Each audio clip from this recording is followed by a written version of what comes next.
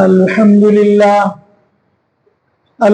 لله نحمده ونستعينه ونستغفره ونؤمن به ونتوكل عليه ونعوذ بالله من شرور أنفسنا ومن سيئات أعمالنا من يهده الله فلا مضل له ومن يضلل فلا هادي له ونشهد أن لا إله إلا الله وحده لا شريك له ونشهد أن سيدنا ومولانا محمدا عبده ورسوله صلى الله عليه وعلى آله وأصحابه وأتباعه أجمعين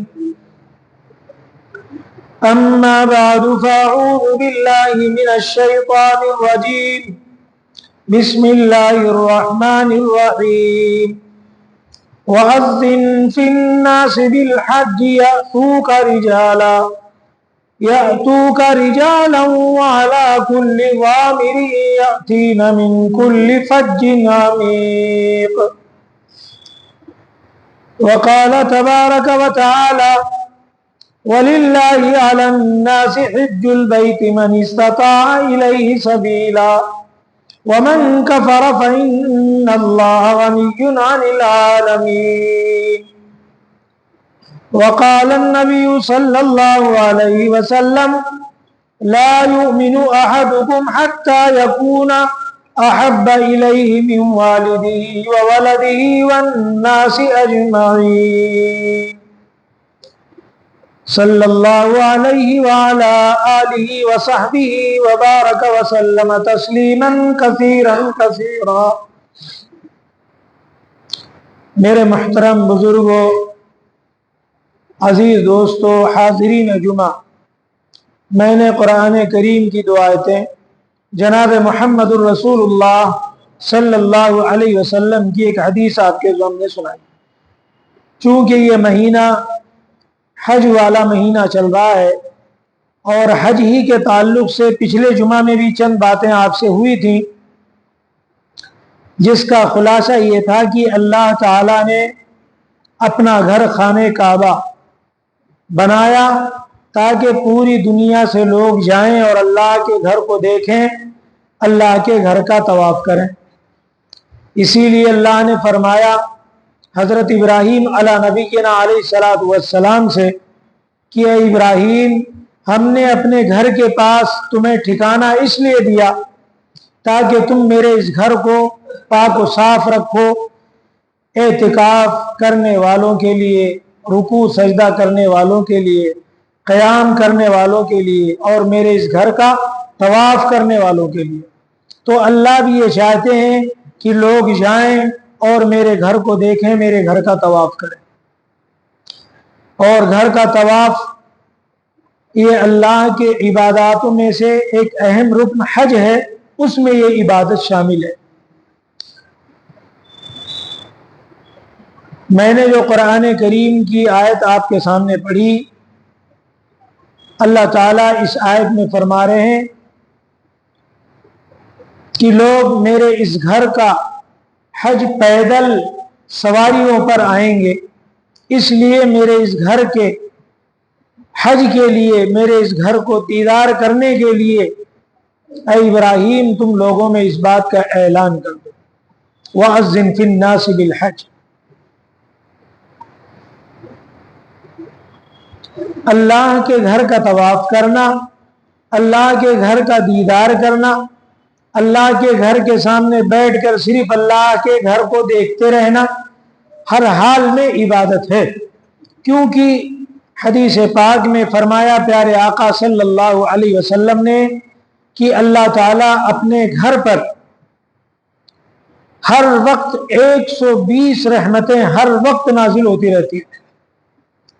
اللہ کی 120 رحمتیں ہر وقت نازل ہوتی رہتی ہیں، جس میں 60 رحمتیں اللہ رب العالمین صرف عبادت کرنے والوں کو، جو لوگ وہاں پہ عبادت کر رہے ہیں، نماز پڑھ رہے ہیں، اللہ تعالیٰ انہیں یہ ثواب عطا فرماتا ہے اور یہ رحمت میں داخل کرتا ہے۔ اور جو لوگ اللہ کے گھر کا طواف کرتے ہیں اللہ تعالیٰ 40 رحمتیں ان کے اوپر نازل کرتا ہے۔ طواف کرنے والوں کے لیے ہر وقت اللہ کی طرف سے آسمان سے رحمتیں اترتی رہتی ہیں۔ اور اگر کوئی وہاں عبادت نہیں کر رہا، طواف نہیں کر رہا، صرف حدود حرم میں بیٹھ کر اللہ کے گھر کو دیکھ رہا ہے، تو بھی اللہ تعالیٰ صرف دیکھنے کی وجہ سے 20 رحمتیں اس کے اوپر نازل کرتی ہیں۔ پتہ یہ چلا کہ اللہ کے گھر کو دیکھنا، اللہ کے گھر کا طواف کرنا، اللہ کے گھر میں حرم میں عبادت کرنا، ہر حال میں بندے کے اوپر اللہ کی رحمتیں اترتی رہتی ہیں۔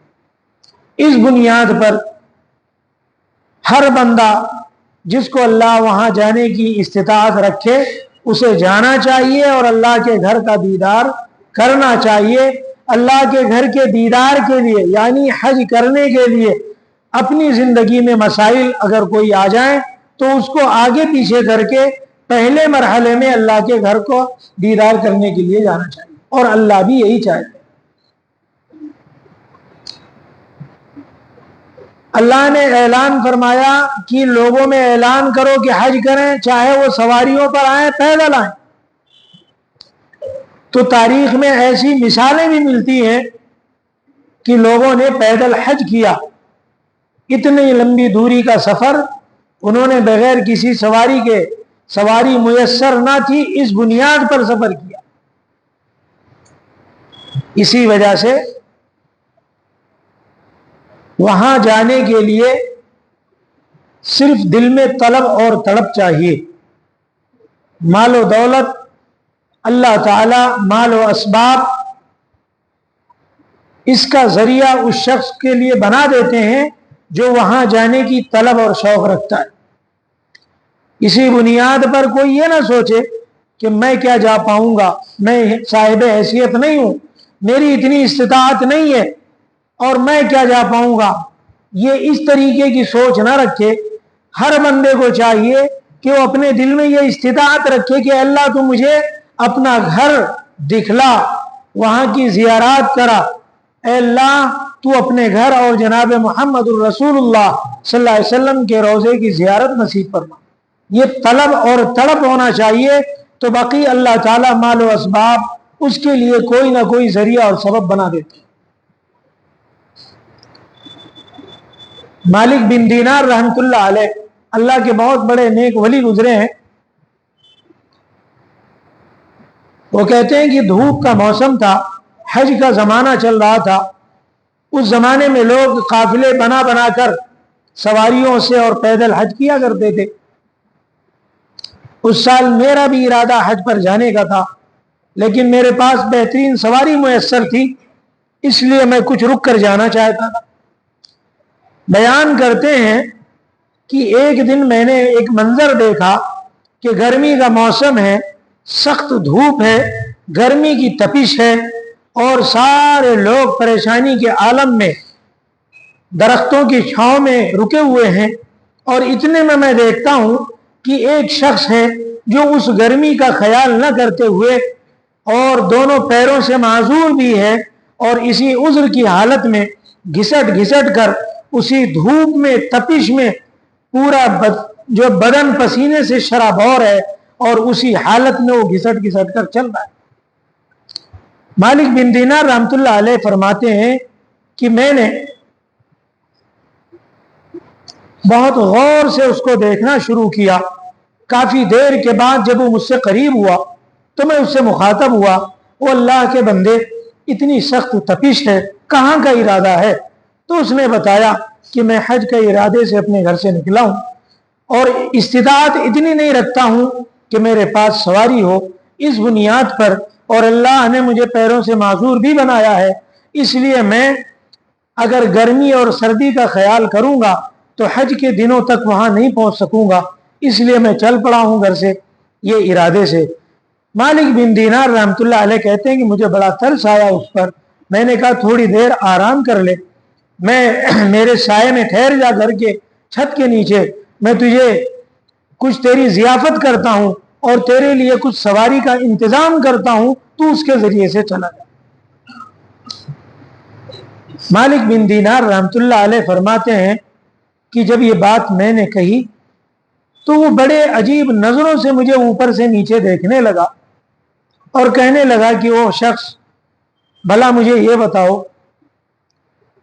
कि जिस बंदे का कोई जुर्म हो और मुजरिम बंदा अपने मालिक से माफी मांगने के लिए जा रहा हो, और ये बताओ कि वो अगर अपने मालिक के सामने ठाट बाट के साथ में, सवारी के साथ में जाएगा तो क्या वो मालिक उस पर कुछ रहम खाएगा, उसे माफ करेगा, उसके जुर्म को बख्शेगा? मालिक बिन दीनार रहमतुल्लाह अलैह फरमाते हैं कि मैं बड़े सन्नाटे में आ गया। मैं सोचने लगा कि आखिर ये बंदा, इसके शौक, इसके जज्बात देखो, और ये अपने आप को कितना मजबूर, कितना बेबस और बेकस रहते हुए भी अपने आप को कितना बड़ा मुजरिम अल्लाह की नजरों में समझ रहा है, और उसी जुर्म के पादाश में उस जुर्म को माफ कराने के लिए पैरों से माजूर होने के बावजूद घिसट घिसट कर हरम में जाना चाहता है। जरूर अल्लाह ऐसे बंदे की माफी अता फरमाएंगे। लेकिन मैं बड़ा महवे हैरत हो गया। मालिक बिन दीनार रहमतुल्लाह अलैह कहते हैं, इस वाक़े ने मेरी आंखें खोल दी। ये वाक़या मैंने आपको इसलिए सुनाया कि आज लोग हज पर जा रहे हैं, बड़े शौक से जा रहे हैं, लेकिन हज पर जाने वाले कोई चीज सीख कर नहीं जाते। हालांकि उन्हें 2-4 महीना मौका मिलता है, लेकिन वो यहाँ सिर्फ इधर उधर आने जाने में, सैर व तफरीह में, चीज़ों के खरीद व फरोख्त में और दावतें खाने में इतने मशगूल हो जाते हैं कि लोग वहाँ जाने के लिए हज के अरकान, हज की इबादत, हज में क्या पढ़ना है, हज में क्या करना है, क्या नहीं करना है, आप किसी भी हाजी से पूछो, उसे इतनी तौफीक नहीं मिलती कि वो इन बातों को सीख कर जाए। जबकि ये वाक़या हमें बताता है कि आदमी अपने आप को माफ कराने के लिए जा रहा है, और दुनिया का कोई काम इंसान बगैर सीखे उसे नहीं करता, और अगर सीखा हुआ नहीं है तो उसे मुकम्मल सीखता है। लेकिन जब दीन की बात आती है, आखिरत की बात आती है, अल्लाह की इबादत की बात आती है, तो इंसान उसमें सीखना जरूरी नहीं समझता। आप देख लो, मैंने कई हाजियों को उनकी दुआ में जब पहुंचता हूं और उनसे पूछता हूं कि जरा तलबिया सुनाओ, तो 2-4 महीने में उनका तलबिया लब्बैक उनका सही नहीं होता। ये सूरत हाल है। सीखता नहीं बंदा और ना इसकी जरूरत महसूस करता है। वो ये सोचता है कि मैं तो हज कर रहा हूं, ये इतना बड़ा उपकार अपनी कौम और समाज पे कर रहा हूं कि मतलब जो है एक बहुत बड़ा एहसान करने जा रहा हूं। आज ये लोगों के ज़हनियत हो गई है। परसों ही हमने एक वीडियो देखा, एक हाजी साहब और उनके साथ उनके पीछे उनकी हज्जनमा भी थी, और एक ऊंट पर सवार हैं और गर्दन पूरी मालों से लदी हुई है, और ये सूरत हाल है, वीडियो बनाया जा रहा है उसका। यानी जो चीजें जरूरियात में नहीं थी उसको जरूरियात में दाखिल कर दिया, और जो चीजें सीखने की थी उससे अक्सर गाफिल हो गए। तो ये अजीब एक तमाशा बन गया। हज के अहम रुकन क्या है, हज के अंदर कौन सी इबादत में कोताही से हज जाया हो जाएगा, हज में कौन सी गलती से हज के सवाब से महरूम कर दिए जाओगे, ये कोई नहीं सीखता। अभी 2-3 महीना अरसा चला, कोई एक बंदा पूछने नहीं आया कि जरा मुझे सिखा दो कि कैसे मुझे हज करना है। ये सूरत हाल हो गई है।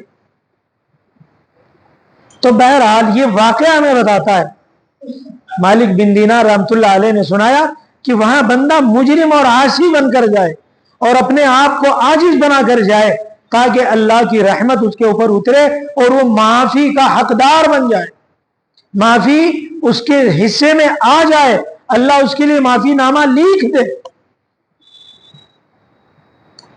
तो बहरहाल दिल में शौक, तलब और तड़प। रियाजुर रियाहीन फी हिकायती सालिहीन के अंदर हजरत अल्लामा शेख ने एक वाकया लिखा कि एक शख्स है मोहम्मद बिन हारून बलखी रहमतुल्लाह अलैह,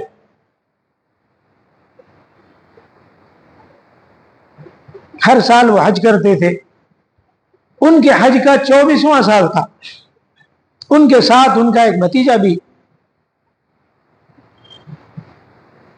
جب حاجی تلبیہ پڑھتا ہے، لبیک اللہم لبیک پڑھتا ہے، تو اس کے دائیں بائیں آگے پیچھے حجر شجر درخت وہ بھی اس کے ساتھ تسبیح پڑھتے ہیں اور یہ تلبیہ پڑھتے ہیں۔ یہ ایک تلبیہ کی خاصیت ہوتی ہے، اور تلبیہ کا مطلب یہ ہے کہ اے اللہ میں اب تیرے در پر حاضری دے رہا ہوں، میرے اس حج کو قبول فرما۔ یہ اس کا مقصد ہے، اس کا خلاصہ ہے۔ اسی لیے حدیث پاک میں پیارے آقا صلی اللہ علیہ وسلم نے فرمایا کہ جس حج میں کثرت سے تلبیہ پڑھا جائے وہ حج کے مقبول ہونے کی علامت ہوا کرتا ہے، اور یہاں تلبیہ ہی صحیح نہیں ہے، تلبیہ پڑھے گا کیا بندہ؟ تو بہرحال اللہ رب العزت یہ چاہتے ہیں کہ بندہ میرے پاس حاضر ہو تو پورے آداب کے ساتھ، رعایات کے ساتھ پیارے آقا صلی اللہ علیہ وسلم نے جو جس طریقے سے حج کیا ہے اس طریقے کو فالو کرتے ہوئے سنت کے مطابق حج کرے، تو پھر اس کا حج حج مقبول بنے گا۔ حج کر لینا بہت بڑا کام نہیں ہے، حج کو اللہ کی بارگاہ میں قبول کروا لینا یہ بڑا کام اور بڑی عبادت۔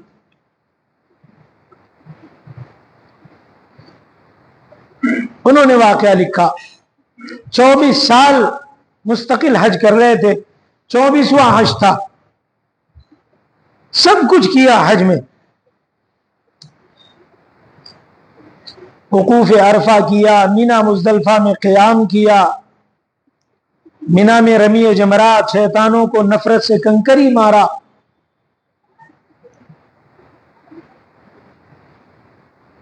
اور اس کے بعد اللہ کے دربار میں جب کہتے ہیں کہ لبیک اللہم لبیک، تو پتھروں سے آواز آتی ہے کہ لا لبیک ولا سعدیک، نہیں تمہارا حج قبول نہیں ہے۔ 24 سال ہو گئے حج کرتے ہوئے، اس سال بھتیجا ساتھ میں تھا، اللہ نے اسے بھی آواز سنوا دی۔ اس نے کہا چچا یہ کیا سن رہا ہوں میں؟ آپ جب کہتے ہیں لبیک تو آواز ادھر ادھر سے آتی ہے لا لبیک، کہ نہیں مجھے قبول نہیں۔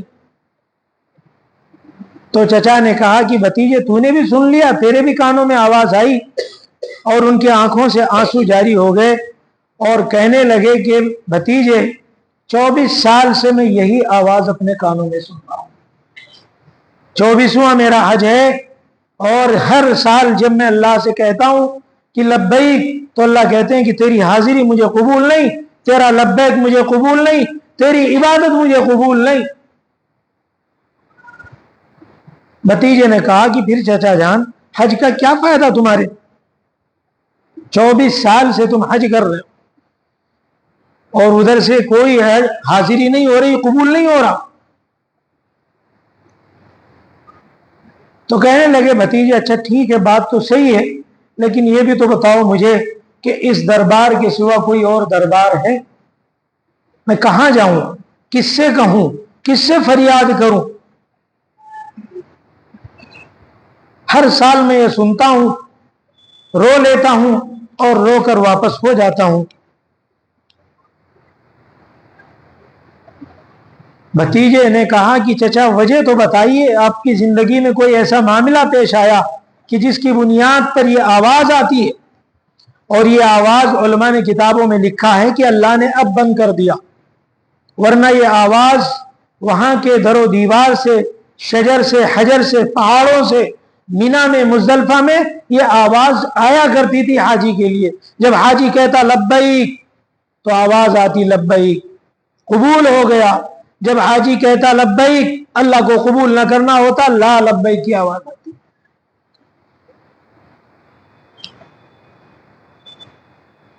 کہنے لگے کہ بھتیجے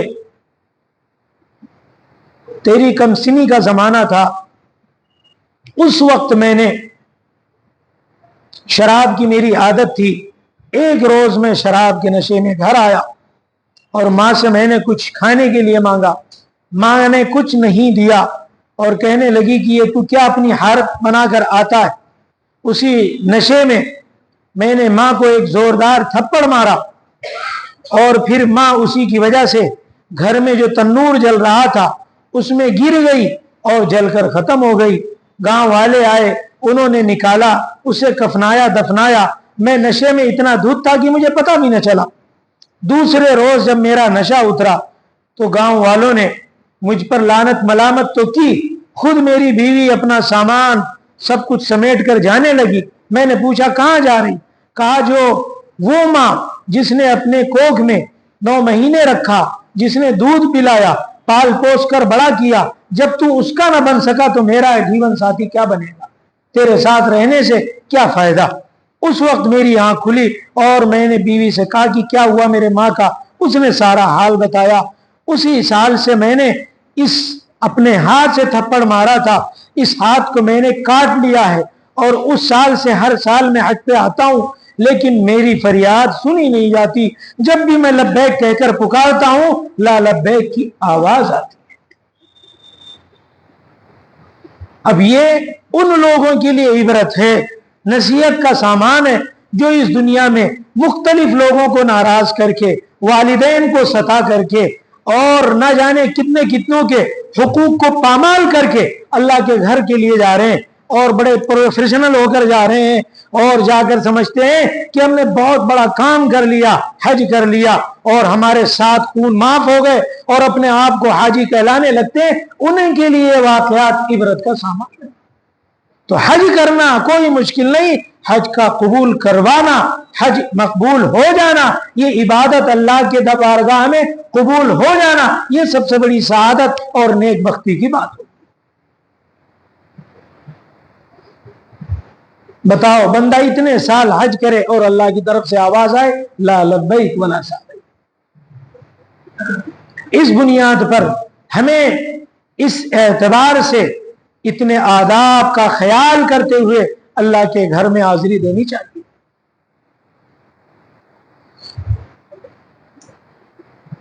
حکایات اولیاء کے اندر حضرت جنید بغدادی رحمۃ اللہ علیہ، اللہ ان کی قبر کو نور سے منور فرمائے، شیخ الاولیاء میں سے ہیں۔ ان کے پاس ان کی مجلس میں ایک شخص آیا اور کہنے لگا کہ حضرت میرے لیے دعا فرما دے، میں حج پہ جانا چاہتا ہوں۔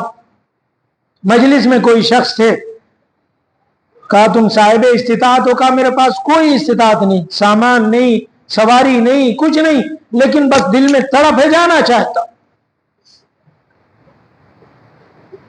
مجلس میں جو شخص کہنے لگے جب تیرے اوپر حج فرض نہیں ہے تو کیوں جانا چاہتا؟ کہا بس دل میں شوق ہے، مسلمان تو ہوں، استطاعت نہیں رکھتا، لیکن محبت تو اللہ کی اور اس کے رسول کی دل میں سمائی ہوئی ہے، میں اللہ کے گھر کو دیکھنا چاہتا ہوں، روضے رسول کی حاضری چاہتا ہوں، اس لیے دعا کے لیے آیا ہوں کہ حضرت شیخ دعا فرمائیں۔ حضرت اس وقت بالکل مستغرق تھے، محو ذکر میں مشغول تھے۔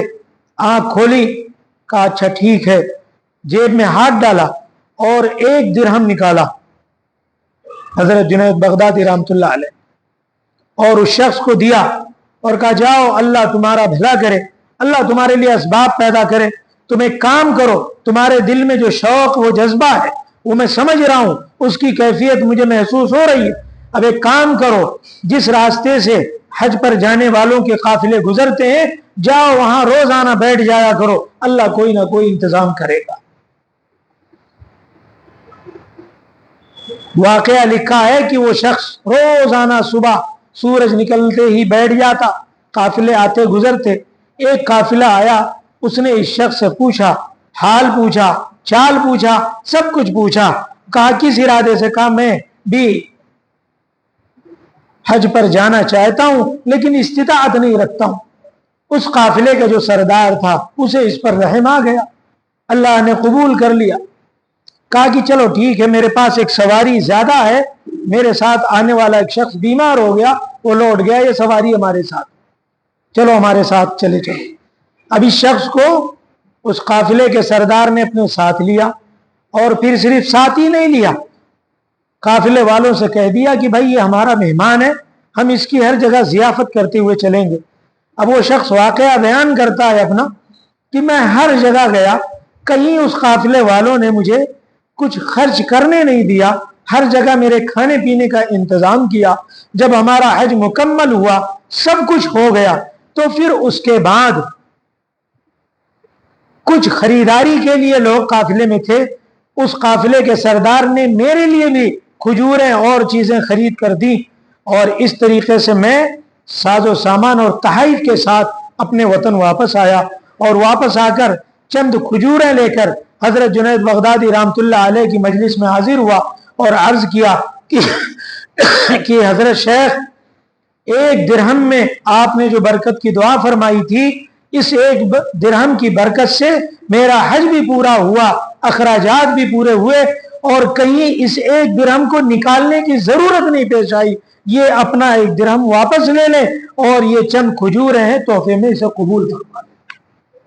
اللہ تعالیٰ اس طرح بھی حج نصیب کر دیتے کہ ظاہر میں کوئی اسباب نہیں ہوتے، لیکن اللہ تعالیٰ قبول کرنے والا ہے، اللہ دلوں کے کو جاننے والا ہے۔ اس لیے میں کہتا ہوں ہر مسلمان دل میں یہ تڑپ اور طلب رکھے، شوق رکھے، اللہ پہنچاتے ہیں کسی نہ کسی ذریعے سے، لیکن وہاں کے آداب کا خیال رکھے۔ تو اب واقعہ چل رہا تھا، میں نے بیچ میں چھوڑا۔ مالک بن دینار رحمت اللہ علیہ فرماتے ہیں کہ میں نے اس شخص کو جگہ جگہ دیکھا، طواف کرتے ہوئے دیکھا، صفا مروہ کے درمیان سعی کرتے ہوئے دیکھا۔ کس کو؟ جو دونوں پیروں سے معذور تھا، ہر جگہ تھا، عرفہ میں تھا، مینا مزدلفہ میں دیکھا میں نے، مینا کے اندر آ کر رمی جمرات پہ کنکریاں مارتے ہوئے دیکھا۔ کنکری مارنے کے بعد اب جو کام بچتا ہے قربانی کا، سارے لوگ اس وقت قربانیاں اپنی اپنی لے کر جاتے تھے اور وہیں مینا میں قربانی کیا کرتے تھے۔ اب یہ دیکھتے ہیں مالک بن دینار رحمت اللہ علیہ کہتے ہیں کہ میں نے اس شخص کو دیکھا جو پیروں سے معذور تھا، وہ رب سے فریاد کر رہا تھا کہ اے رب، یہ لوگ صاحب استطاعت ہیں، مال و اسباب ان کے پاس ہے، یہ قربانیاں اپنی اپنی لے کر آئے ہیں، اور انہوں نے اب رمی جمرات کے بعد، شیطان کو کنکری مرنے کے بعد اب یہ قربانیاں کریں گے۔ میرے پاس کوئی جانور نہیں ہے، میں اتنی استطاعت نہیں رکھتا کہ جانور خرید کر قربان کروں۔ ہاں اے رب، میں یہ ہے کہ میرے پاس میری اپنی جان ہے جو تیری ایک امانت ہے، اور میں یہ چاہتا ہوں کہ لوگ قربانیاں کریں اور جانوروں کی کا نذرانہ پیش کریں، اور اے رب میں یہ چاہتا ہوں کہ تو میری جان اپنے قربانی کے بغیر قبول کر لے، اور میں اپنی جان تیرے بارگاہ میں نذرانہ کرنا چاہتا ہوں۔ مالک بن دینار رحمت اللہ علیہ کہتے ہیں میں بغور سماعت کر رہا تھا، اور میں نے دیکھا کہ اللہ کی نظروں میں اتنا مقبول بندہ کوئی مجھے نظر نہیں آیا۔ اس نے رب سے فریاد کی اور ادھر اس کی موت ہو گئی، اللہ نے قبول فرما لیا۔ تو اللہ تعالیٰ اس طریقے سے بھی لوگوں کی عبادتوں کو قبول فرماتے، لیکن کب؟ جب بندہ دل میں شوق، طلب، تڑپ رکھتا، آداب کا خیال رکھتا، وہاں کے مقامات مقدسہ کا ادب اور خیال کے ساتھ یہ کام کرتا۔ تو اسی طریقے سے ایک یہ کام ہے کہ شوق اور طلب سے حرم میں جائے۔ اس کے بعد نمبر آتا ہے جناب محمد الرسول اللہ صلی اللہ علیہ وسلم کے شہر جانے کا۔ علماء کرام نے کتابوں میں لکھا ہے، بڑے اس کے آداب اور خصوصیات رکھے۔ اس میں فرمایا کہ مدینہ جانے کے لیے باقاعدہ بندہ غسل کرے، اپنے آپ کو پاک و صاف کرے، اور اپنے آپ کو خوشبو لگائے، عمدہ نئے کپڑے میسر ہوں، نئے کپڑے پہنے، اور بڑے شوق اور طلب میں چلے کہ آج محبوب کا دیدار کرنے جا رہا ہوں، اس ذات کا دیدار کہ جس ذات کے لیے اللہ نے پوری کائنات بنائی، اور جس ذات کے لیے روزانہ سورج اور چاند طلوع ہوتے ہیں، جس ذات کو اگر بنانا اللہ کو نہ ہوتا تو اللہ یہ کائنات یا آسمان یا زمین نہ بناتا۔ اس ذات کے روزے کی دیدار کے لیے اور زیارت کے لیے جب میں نکل رہا ہوں تو دل میں وہ شوق اور طلب رکھے، اور علماء نے لکھا ہے کہ اس کا سفر یہ درودوں سے اس کی زبان پر ورد جاری ہو، درود پڑھتا ہوا جائے، تاکہ اتنی محبت جناب محمد الرسول اللہ صلی اللہ علیہ وسلم کی اس کے دل میں سما جائے۔ علماء نے کم سے کم تعداد 70,000 مرتبہ کی لکھی ہے، کم سے کم تعداد، اتنی بار پڑھ کر روزے رسول پہ حاضری دے۔ لیکن آج حاجیوں کا حال کیا دیکھو، وہ जो है बसों में गप शप, वो जगहों पे आपस की बातें, और वो एक दूसरे को यहाँ की वहाँ की बात, कि कोई इन बातों का ख्याल ही नहीं करता। यही वजह है कि जैसे गए थे वैसे ही चले आते। तो बहरहाल रोज़े रसूल पर हाजिरी के आदाब वो सीखने चाहिए। जिस तरीके से हरम में जाने से पहले अल्लाह के दरबार में तलबिया पढ़ना है, तलबिया के आदाब और तलबिया सीखना चाहिए। लब्बैक अल्लाहुम्मा लब्बैक ये सीखना चाहिए। इसी तरीके से जनाब मोहम्मद रसूलुल्लाह सल्लल्लाहु अलैहि वसल्लम पर जब रोज़े पे हाजिरी हो तो सलाम के आदाब सीखना चाहिए, अल्फाज सीखना चाहिए, सही अल्फाज अदा करना चाहिए। वहां रोजे के सामने खड़े होकर इधर उधर देखने के बजाय बिल्कुल अपने आप को बाअदब होकर, बिल्कुल खड़े होकर सिर्फ और सिर्फ पूरी तवज्जो जनाब मोहम्मद रसूलुल्लाह सल्लल्लाहु अलैहि वसल्लम की तरफ होना चाहिए और तवज्जो के साथ पढ़ना चाहिए। अस्सलातु वस्सलामु अलैका या रसूल अल्लाह, ये अल्फाज सामने खड़े होकर पढ़ना चाहिए। हदीस पाक में खुद प्यारे आका सल्लल्लाहु अलैहि वसल्लम ने फरमाया कि दरूद और सलाम अगर तुम मेरे सामने पढ़ते हो तो मैं खुद सुनता हूं, यानी मैं खुद, मुझे फरिश्ता तारुफ कराता है कि फला इब्ने फला आया हुआ है और मैं उसे देखता हूं, उसे पहचान लेता हूं, उसका तारुफ मेरे सामने करवाया जाता है और फला जगह से वो बंदा और उसके वालिद का नाम लेकर मेरे सामने फरिश्ता बयान करता है। तो ये तो मेरे सामने अगर कोई बंदा पढ़ता है तो मैं सुनता हूं, और अगर दूर से मुझ पर दरूद भेजता है तो फरिश्ते के जरिए से उसका दरूद मुझ तक पहुंचाया जाता है। तो बहरहाल ये दरूद की कसरत इस सफर में होना चाहिए। कब? जब मक्का से मदीने का सफर हो, और फिर रोजे रसूल पर बिल्कुल बाअदब होकर आपके सामने हाजिरी देकर सलाम पढ़ना चाहिए। अस्सलातु वस्सलामु अलैका या रसूल अल्लाह, अस्सलातु वस्सलामु अलैका या हबीब अल्लाह। और फिर ये पढ़ने के बाद बाअदब होकर कलमे शहादत ये भी पढ़ लेना चाहिए। ये कलमे शहादत पढ़ करके जनाब मोहम्मद रसूलुल्लाह सल्लल्लाहु अलैहि वसल्लम को गवाह बनाना चाहिए कि अल्लाह मैंने कलमा तो पढ़ा है, खानदानी मुसलमान हूं, बहुत बार जिंदगी में कलमा पढ़ता हूं, लेकिन ये आज कलमा आपके सामने पढ़कर अपने ईमान की गवाही मैं आपको दे रहा हूं। कल कयामत के दिन मुझे इस कलमे की बहुत सख्त जरूरत पड़ेगी, तो प्यारे रसूल आप मेरे इस ईमान की गवाही दे देना। इसलिए वहां कहते हैं कि कलमा पढ़ करके आप सल्लल्लाहु अलैहि वसल्लम को गवाह बना लिया जाए। और जब तक दिल में बशाशत है, जब तक ही रोजे के सामने खड़े रहना चाहिए। जरा भी जहन इधर उधर ख्याल आने लगे तो वहां से उलमा ने लिखा है बेअदबी के बजाय वहां से आगे हट जाओ, ताकि बेअदबी ना हो। इसलिए कि बेअदब बदनसीब, जो बेअदब हो गया उसका नसीब बहुत बुरा होता है। इस बुनियाद पर जब तक तुम्हारे अंदर बिल्कुल इस्तेहजार है, रोजे के सामने खड़े रहो और फौरन आगे हो जाओ, और उसके बाद फिर रियाजुल जन्ना में जब मौका मिले नमाज पढ़ो, इबादत करो, तिलावत करो। तो बहरहाल ये आदाब बतलाए। और मदीने में 5 वक्त की हाजिरी को लाजिम समझो कि नमाज इधर उधर ना पढ़ो, मस्जिद नबवी के अंदर पढ़ो। जिस तरीके से हरम में एक नमाज का सवाब 1 लाख नमाजों के बराबर मिलता है, इसी तरीके से प्यारे आका सल्लल्लाहु अलैहि वसल्लम ने फरमाया कि मेरी इस मस्जिद में जो बंदा नमाज पढ़ेगा उसको 50,000 नमाजों का सवाब।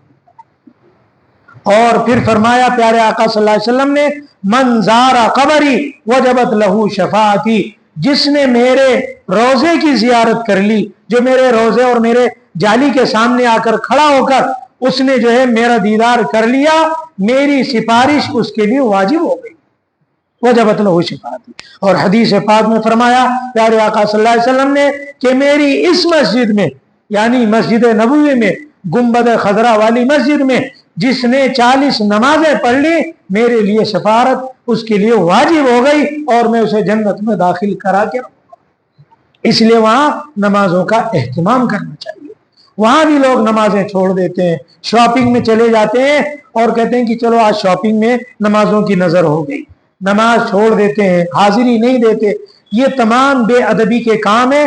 हज में ये वो काम है जो गलतियां ऐसी हैं कि जिसकी वजह से हज हमारा कबूल नहीं हो पाता। اسی طریقے سے مدینے میں کسی چیز کو نام نہ رکھا جائے، کیونکہ وہ شہر پیارے آقا صلی اللہ علیہ وسلم کا شہر ہے، محبوب شہر ہے، اللہ کو بھی محبوب ہے۔ حضرت رابعہ بشریہ رحمۃ اللہ علیہ اللہ کی بڑی بڑی نیک ولیاں، نیک رسیدہ خاتون تھی، اور ان کے بارے میں بڑی کتابیں لکھی ہوئی ہیں۔ ان کے بارے میں لکھا کہ مدینے میں، حالانکہ وہ تو نفس کو بہت، وہ لوگ مجاہدے کی مطلب کیا کرتی تھیں، ہمیشہ روزہ رکھنا اور ہمیشہ صرف اپنے آپ کو عبادات، ریاضت، مجاہدے میں لگانا، لیکن کھانے کی ایک بار طلب ہوئی تو مدینے میں انہوں نے دہی منگوائی، اور دہی منگا کر کے اس کو کھانے لگی، کھٹی لگی، تو انہوں نے صرف یہ جملہ کہا کہ او ہو مدینے کی دہی کھٹی۔ رات میں جب سو گئی، عبادت ریاضت کرتی تھی، تو زیارت نصیب ہوئی پیارے آقا جناب محمد رسول اللہ صلی اللہ علیہ وسلم، اور کہا رابعہ تم نے یہ کہا کہ مدینے کی دہی کھٹی، بس یہ اتنا ہی ان کے سامنے آیا اور اس کے آگے کچھ نہیں ہوا۔ صبح اٹھتی ہیں تو کہتی ہیں کہ میرے وہ عبادت کی نہ وہ کیفیات رہی، نہ میرے سجدوں میں وہ لذت رہی، نہ میرے عبادت میں وہ مزہ رہا، سب کچھ جیسے میرا چھن گیا۔ یہ صورتحال، میں بڑی پریشان، خوب روتی رہی۔ آخر کار پھر میں نے ایک خواب دیکھا، اور پھر مجھے وہی طلب محسوس ہوئی، میں نے دہی منگایا، پھر وہی بندہ، اور پھر اسی کے سامنے میں نے کہا کہ مطلب دہی تو اچھی ہے۔ اس وقت زیارت ہوئی، اس کے بعد دوبارہ میری کیفیت سے ہوئی۔ مطلب یہ کہ آپ صلی اللہ علیہ وسلم نے یہ کہا کہ ٹھیک ہے، کم سے کم دہی کھٹی ہے کہہ لیتی تو بھی کافی تھا، تم نے مدینے کی دہی کھٹی ہے یہ کیوں کہا؟ تو اس طریقے سے عزیز دوستو، بزرگو، یہ وہاں کے مقامات مقدسہ کے آداب، کاش جو لوگ جاتے ہیں اس شوق سے اور وہ آداب سیکھ کر کے جائیں، تاکہ وہاں سے وہ ایسے لوٹ کر آئیں کہ پیارے آقا صلی اللہ علیہ وسلم نے فرمایا کہ حاجی جب حج مبرور کر کے لوٹتا ہے، مقبول حج کر کے لوٹتا ہے، تو گویا کہ وہ گناہوں سے اللہ اتنا پاک و صاف ستھرا کر دیتے ہیں جیسے وہ آج ہی ماں کے پیٹ سے پیدا ہوا۔ تو بہرحال یہ چند آداب تھے جو ہمیں چاہیے ہر حاجی کو کہ جانے سے پہلے یہ تمام چیزیں سیکھیں، اس کے لیے وقت دیں، تاکہ وہ عبادت 100% ہماری صحیح ہو۔ اللہ تعالیٰ ہم سبوں کو عمل کی توفیق عطا فرمائے۔